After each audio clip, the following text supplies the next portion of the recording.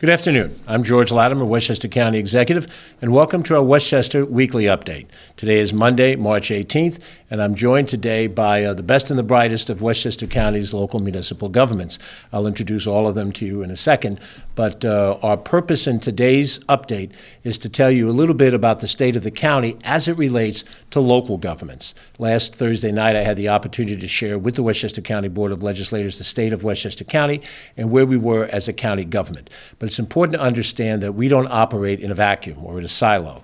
The things that happen in the county at large are not just the function of how we as a county government work, but how the cities, the towns, and the villages also provide services. And we are all sibling governments. The county is not a superior government to cities, towns, and villages. We are like the largest brother in a family, that all of which are under the direction of mom and dad, the state government and the federal government. And the kind of responsibilities that we have as a county government are intended to be complementary to what the local governments do. With me, the mayors and the supervisors and the council members from these different communities have responsibility for police, fire, sanitation, snow removal, local recreation, and we at the county provide regional elements of those things. We have a regional county police force, but we also provide the regional training function for most of the municipalities here, for both police and fire. We have responsibility for some of the public recreation located in each of these communities, which provide a benefit for the people who live in those communities, but then also for people outside of those communities. And how that interaction works is very much the next phase of talking about the state of the county. Now, we're here today to talk a little bit about dollars and cents, because the county government is a very essential government in working with local governments on the dollars and cents side of it. When you pay property taxes, you pay property taxes to the county government, to the city, town, or village that you live in, and then also to your school district. Now, the school district is 2/3 of the overall tax bite. So the county and the local governments together represent about 1/3. There are some variations, as you can imagine, as you go through the county. But in most cases, the work that we do cooperatively together represents a significant amount of impact that you have in your lives. And we want to show that, unlike the situation that you expect in government, which is everybody fights with each other and there's partisanship and there's battles between different levels of governments, we try to coordinate as best as we can. Each of the local governments have their own responsibilities. They are their own corporations. And there are times when their best interest may not be what the county government sees as its best interest. So we try to work through those moments and try to come up with cooperative efforts. But it's important to talk about, for today's purpose, some of the capital commitments that Westchester County has made for the 2024 budget and how that relates historically to the capital commitments that we've made over the last 5 years. But there's also operating monies that are involved. And Westchester County, unique amongst the counties in the downstate region of the state, have already made commitments to share revenues with these local governments. We have right now within our sales tax structure, and we've gone to the state legislature historically, 40 years ago and even as recently as 5 years ago, to get authority for Westchester County to levy a certain level of sales tax and then share that back with local governments. Now, the cities of Yonkers, represented here today by the Mayor Mike Spano, city of White Plains, represented here by Mayor Tom Roach, the city of Mount Vernon and the city of New Rochelle are cities that have their own sales tax authority, and they levy a significant portion, which is an important part of their revenue stream. But all of the towns, and there are 19 of them, all of the villages, there are 20 of them, and the two small cities, Peekskill and the city of Rise represented by Councilman Josh Nathan, who is here today, they do not, in the case of the two cities and all the towns and villages, have not the ability to levy a sales tax. So the county's taking on of a sales tax revenue stream and the sharing back of a certain percentage of that to these localities gives them a revenue stream that helps them do their job every day, balance their budgets every day. There is no share back of sales tax in the county of Suffolk. There's no share back in the county of Sullivan. There's no share back in the county of Putnam, and there are other counties around the state that also do not share back. Some counties that share back some of the money do it in partial ways and with partial benefit to certain jurisdictions. Westchester County is the only county in the state that shares back with every village, all 20 villages, and every town, all 19 towns. That is an important point to make because these are significant revenue streams. Let me give you a few examples. Gina Jackson, who is here, is a councilwoman representing the town of Greenburgh. They receive in sales tax revenue in this last year, 2023, that helps balance their budget, $12,068,677. $12 million of revenue from sales tax. If Greenburgh were in the county of Suffolk, there'd be no share back at all. And somehow Greenburgh would have to make ends meet without that $12 million revenue stream. In Yorktown, the revenue stream is $9,500,000+. In the village town of Harrison, $7,333,828. The village of Portchester, it's a village, but it's our largest village, and it's an urban village. They receive $8,236,000 worth of sales tax revenue, only made possible because the state government has given the authority to the county to levy a county sales tax, which we've had historically, and share some of it back with the local governments. And even the smaller communities. Jason Klein, the mayor of the village of Rybrook, is here. Last year, $2.6 million of sales tax revenue went to the village of Rybrook. And of course, Jason, who's been a trustee before he was mayor, I served as a state senator representing Rybrook before I had the opportunity to be county executive. We were even able to score a hotel occupancy tax, which over the course of multiple years generated $6 million for the village of Rybrook when it had two major operating hotels. That was efforts that came through the state government when I served at that level. But the mindset is we work together. The mindset is we find common ground.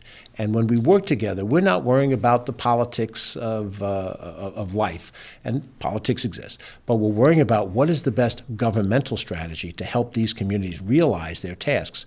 Because the people behind me, Ellen Calvez, who's running the town of Bedford, she has an agenda. She's trying to drive the very best Bedford that she has, and she has different hamlets within that community. Bedford Hills is not the same as Bedford Village, is not the same as Katona, and she has those responsibilities.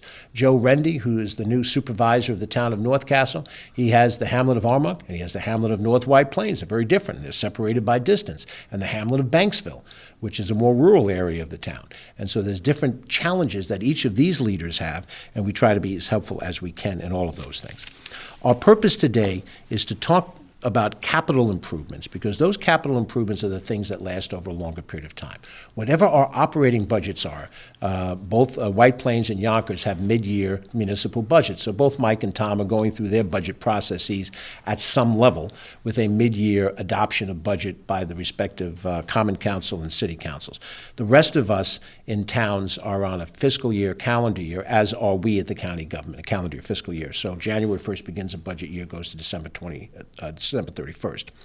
Over the course of the last 6 years, Westchester County has in capital programs that reflect improvements of physical plant, roads, bridges, housing implementation funds, things that we're doing for flood mitigation.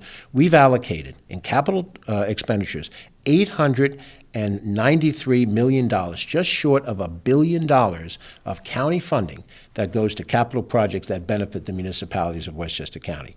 And in 2024, the number that we projected forward for capital projects is $140 million, $140 million, $144.60 to be specific.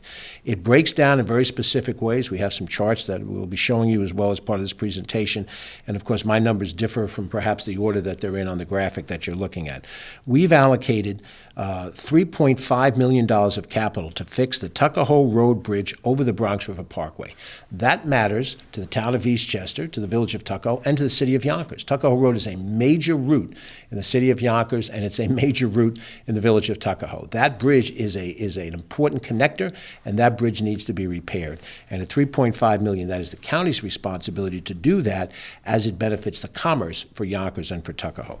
We've allocated $4 million for repairs on Old Mamaroneck Road in White Plains. Old Mamaroneck Road is a road that goes roughly from the center of White Plains down into Scarsdale. It is a very well-trafficked road. There's a golf club in Scarsdale on that road. There are major religious institutions that are on Old Mamaroneck Road. It gets a lot of traffic on the weekends as well as a commutation route. In the town of Mamaroneck, almost 1.485 in this budget for repair of Murray Avenue in the town of Mamaroneck. We have $575,000 set aside for improvements on McLean Avenue.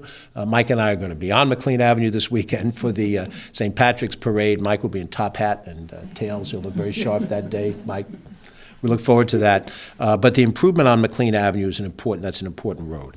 In the northern part of the county, we've allocated $2.6 million, 2.660 to be specific, for the improvement of 7 Bridges Road in the town of Newcastle. And that takes people from that Newcastle area, the route just north of the hamlet of Chappaqua, just west of the hamlet of Mount Kisco, right up to Route 100, which is a key connector road that takes you through Newcastle up into Yorktown onto Somers. So all of these are important projects. We have $400,000 for a project in Tibbetts Brook Park. We have $1 million for studies that are necessary in the town of Greenburgh for Ardsley Road and Edgemont Road, for which the county is funding those situations. Those go alongside in the 2024 cycle with things that we've been doing over the last number of years.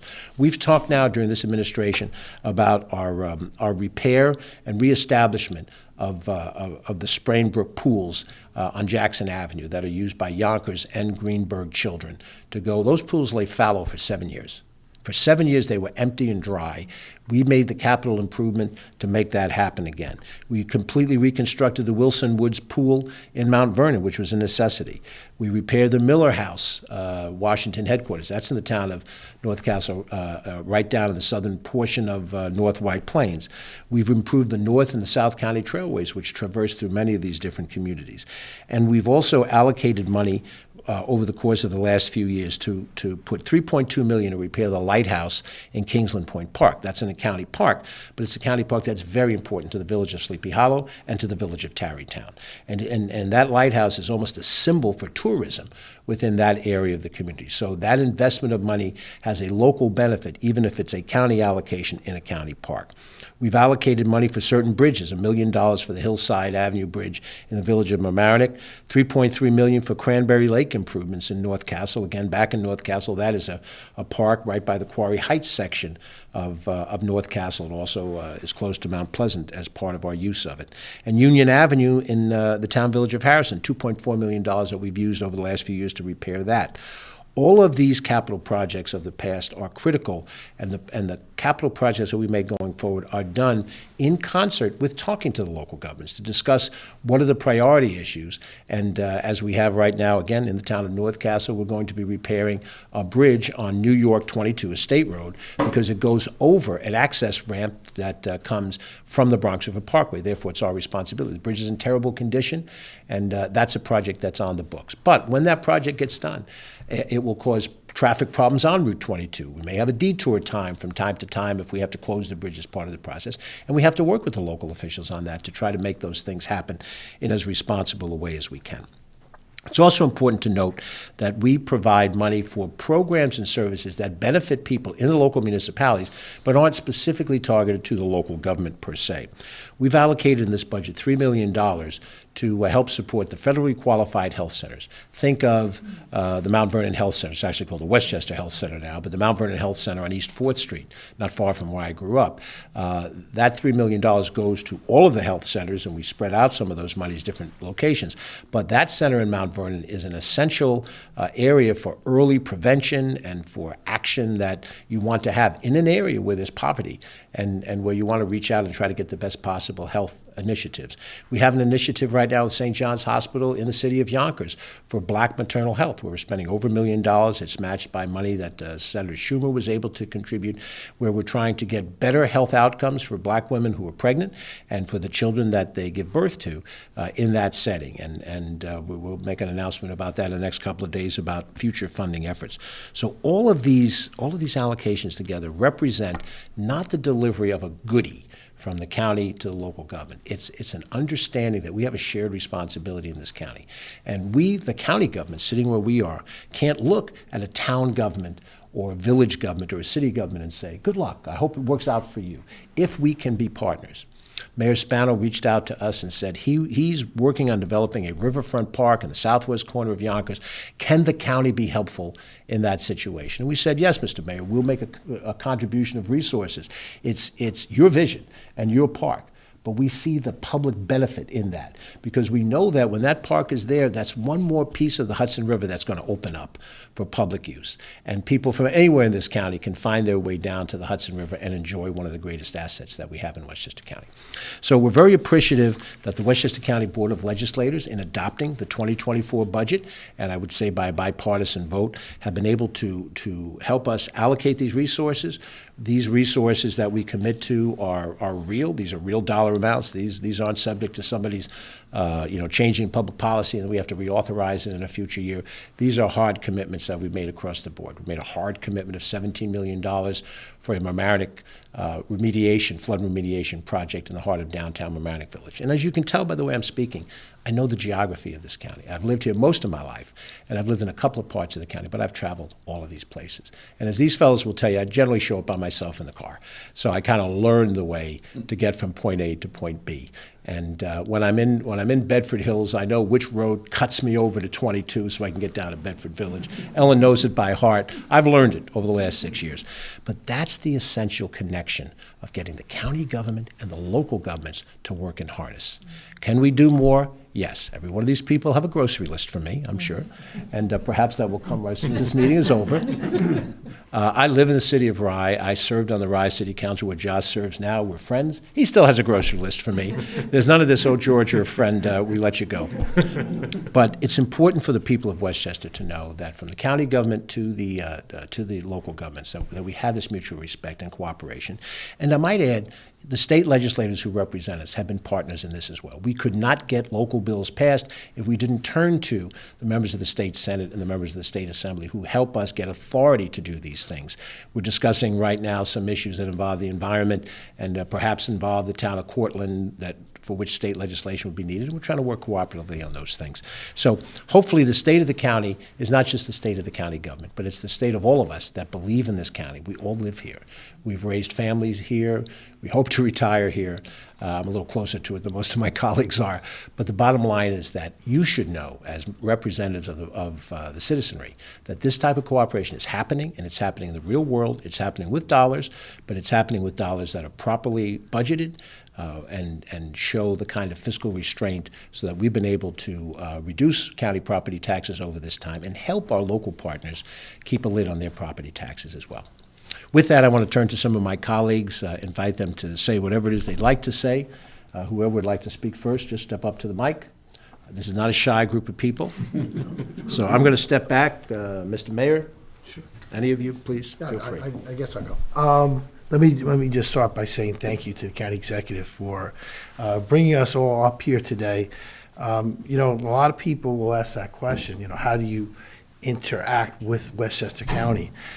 You know what? When you have a county executive who's willing to work with you on a daily basis, you can do some really great things. I've had it the other way, and I certainly don't want to go back there. I want to go back to the way I have it, which is right now. When we want to build a park, we were able to work in partnership. We wanted to see Tibbetts Park, which is a county park that's centrally located in Yonkers, and all the work that Westchester put into it, and the direct benefit that the residents of Yonkers will have, spraying pool, Tuckahoe Road, and some of the work that's going on over there. The sludge plant, which we don't love, but we have it. And but if it wasn't for the work that Westchester and that they'll do to that facility, that obviously improves the quality of life of all the people in South Yonkers, and certainly does a lot for Yonkers in general. So great that we're here. It's nice to see the partnership. It's getting our job done, and that's really what it's about. And that's what it's about when you deal with George Latimer. It's how can I get the job done for you, and what can we do to make it all work? And that's what we do each and every single day. So I just want to say thank you. Thanks for all that you do as county executive behind you. Okay, I'll turn it over to whoever wants to come next. Tom Rhodes, White Plains. Yeah, just to echo some of what Mayor Spano was talking about, I think most people don't recognize when they're driving around who's responsible for the road they're on, and they don't care. And if it's in bad shape, they call local government. That's what happens. They're going to call White Plains to complain about whatever the street is. And one of the first things you learn as a council member is which streets are county streets. So that's the county. But the reality of it is that we do work closely together. And sometimes it seems random what streets belong to who and where. Mamaroneck Avenue, it enters White Plains down near the Hutch. But when you get to Bryan Avenue, it becomes the responsibility of White Plains. But again, people call us. So that's been repaired on the county end of it. Our end was done. And now Old Mamaroneck Road is next. And of course, we have the county center, which has, served this county so well for so many years, stepping up during, I personalized because I've been going to that thing since I was a child, and it's just, to me, a magical space. But during COVID, it became the hospital in case we needed to go to that route. And now it's back to hosting events. I will be there tonight for the 8th grade basketball championships, and tomorrow for the boys, tonight for the girls. But also, it's a professional sports team we have in my city, so we appreciate that. And I'll just finish by saying it's beyond working together on these things. It's also during the process. So we are talking all the time. And I've talked to George at different times. I remember one time running through the Stamford train station to catch a train, talking to Ken Jenkins about something on the phone. So it is a very accessible government and a great partner. Tarrytown Road is a major entry into the city, and the bridge is being rebuilt. And it's a complicated job, and it needs to be done. As Mayor Delfino once said, if we could build it in the sky and drop it down, we would do so, but we can't. So, but we worked very well with the county to try and puzzle out how to get the traffic flowing properly.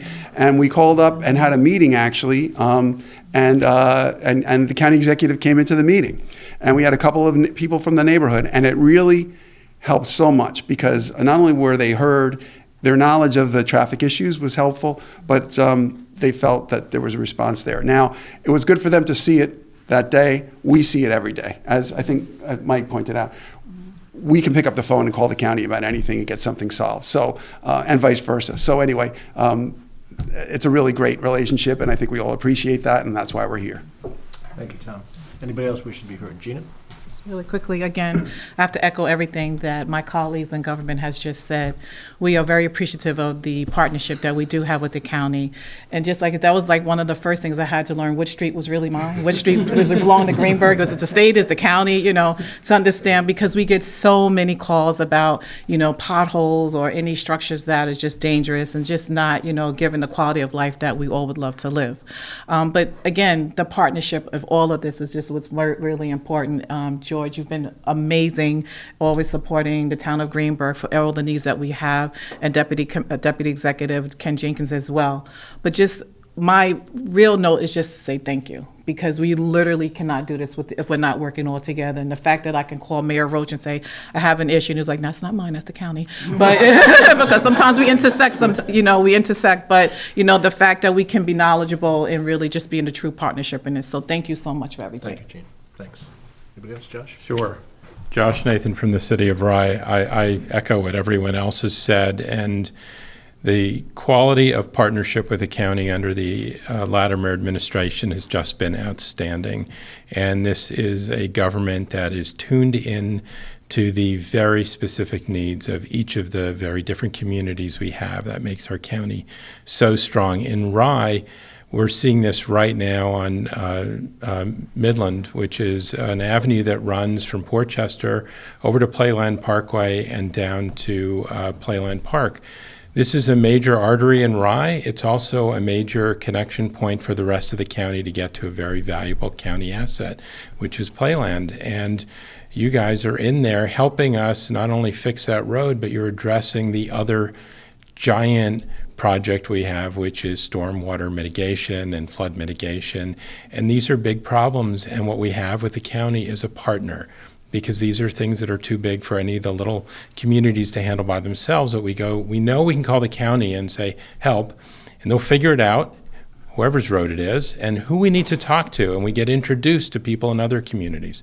And that's super valuable. So I just want to echo the thanks to George Latimer and his administration. You really are great neighbors, great partners when it comes to your vision for what local government and county government is. It really is local and county government at its best. Thank you so much. Thank you, Josh. Anybody else wish to be heard?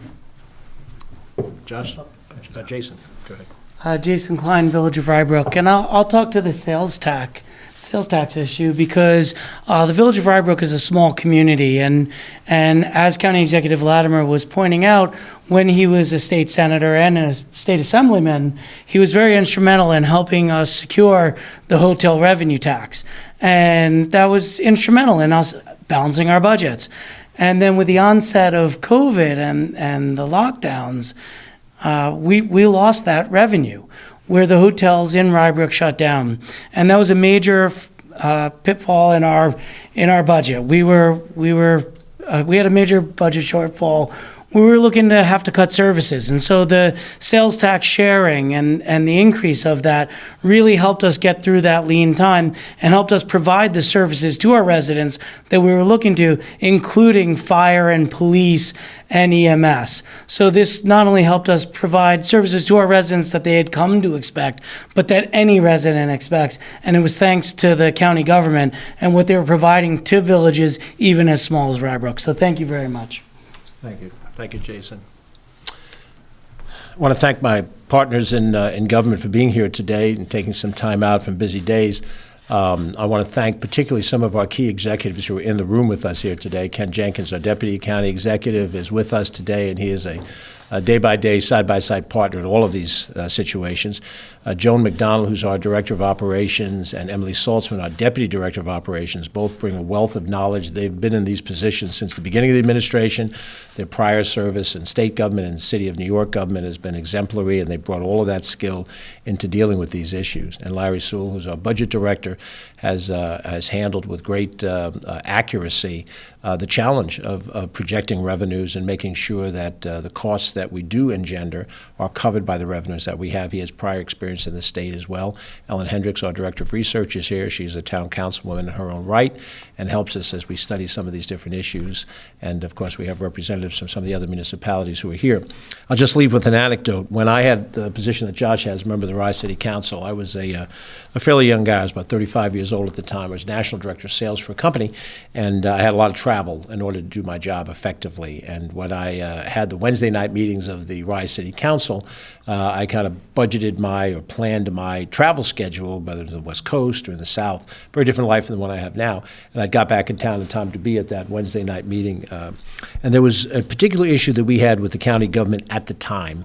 And the mayor of that day said she wanted all of us as members of the council, there's a 7-member council, 6 council members and a mayor, all of us to be at the county office building for a meeting to show the bipartisan support for a particular issue. And I wasn't sure where the meeting was going to be, so I drove into City Hall, and I came in and I said, and I saw one of my colleagues, a more senior city councilman. I said, where are we going for this meeting? And he says, we're going up to the Palace of Pain. And the Palace of Pain was 148 Martine Avenue, this very building. And I do recall we had a very unhappy meeting and did not get that which we wanted to as a city. But I thought about that. A couple of years after that, I had the opportunity to become a county legislator, represent Rye, Larchmont, Mamaroneck, parts of White Plains, and Scarsdale in county government as a member of the legislature. But I always remember that the image that was in the mind of a colleague of mine when I started out in this all those years ago, it was a long time ago, was that coming to the county government was going to a place where you'd hear, no, we're not going to do this for you, and it was a Palace of Pain. It's not always possible for us to do the things that we're requested to do. But if we've changed the mindset a little bit, if the mindset here is that we are brothers and sisters, we are colleagues, we're friends, and even where we don't agree, and that includes, the partisanship that does exist from time to time when you have different philosophies in effect. And if a person holds a different political philosophy, that is not intrinsically a problem. It's how you work through the disagreements that matter, whether it turns into a vituperative environment or if you can find some common ground to move things forward. That's what we're striving to do. And with this state of the county is solid. The state of our municipalities are sound. Where we have challenges, in City A or Town B, we will try to work together to do the very best job that we can. I'm George Latimer, Westchester County Executive. Thank you for watching. Appreciate your time. We'll be back next week for a further update, and I think we may have Ellen back as our official guest municipal partner visitor, and she'll share some of her thoughts about what's happening in the town of Bedford at that time. And in due time, we'll have each of our friends join us again for that effort. Again, have a wonderful day. Stay safe.